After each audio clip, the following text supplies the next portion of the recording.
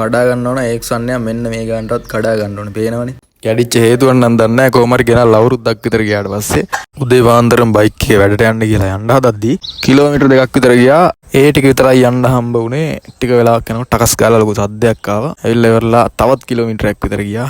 දැනුමක් නැහැ. ඉතින් මේ සිද්ධිය වුණේ 2021 වගේ. මම ගෙනල්ලා අවුරුද්දක් වගේ ගියාට පස්සේ ඊට පස්සේ බහැලා බලනකොට ස්ටාර්ට් නම් එනවා. හැබැයි ඉතින් ජියර් වැටෙන්නේ නැහැ. මුකුත් වෙන්නේ නැහැ. කොහොම හරි ඔහොම කරලා ජියර් වැටෙන්නේ නැති හින්දා තල්ලු කරගෙනම ගියා ගෑරේජ් එකකට. ඒකට ගිහිල්ලා ඉවරලා ගැලුවාට පස්සේ තමයි දන්නේ ගියර් වීල් ඔක්කොම කැඩිලා ඉවරලා ඒ කැඩිච්ච කෑලි බෝර් එක වටේ ගිහිල්ලා බෝර් එක ඇතුළට ගිහිල්ලා හීරිලා ඔය පේනවනේ ෆොටෝ වල පේන්නේ බෝර් එකේ ගන්න දෙයක් නැහැ කොහොමත් බෝර් එක හීරිලා තිබුණේ ඊට පස්සේ ගියර් වීල් වලත් කිසිම දෙයක් ගන්න දෙයක් තිබ්බේ නැහැ ටයිමින් චේන් එක දැම්මා ඒ වගේ ගොඩක් දේවල් හදන්න සිද්ධ වුණා ඉතින් 1.20 වගේ මුදලක් ඒ කාලේ හැටියට ගියා කොහොම හරි ඉතින් විනාශ වෙන්න දුන්නේ නැහැ බයිසිකලේ උඩ දැම්මා